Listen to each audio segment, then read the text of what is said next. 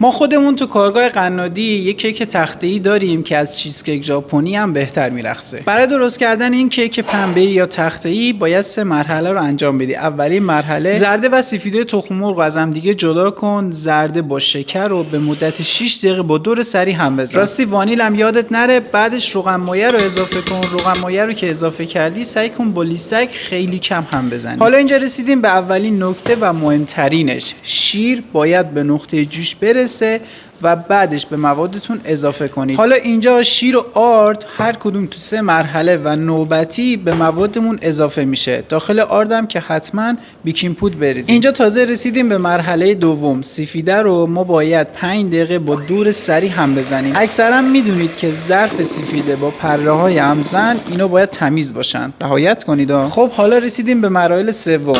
مایه‌ای که از قبل آماده کردیم سفیده رو تو 3 مرحله بهش اضافه میکنیم. خیلی هم کم باید هم بزنید. همونجوری که دارین میبینید داخل دیس مستطیل یک کاغذ رولت بندازید. به همین شکل سایز دیسم براتون داخل کفش مینویسم. با درجه 180 میره برای فر. حدوداً 1 ساعت داخل فره. برای تزیینش من گذاشتم کیکم سرد بشه، روش شربت بار زدم و نارگیل خشک ریختم. حالا که تا اینجا این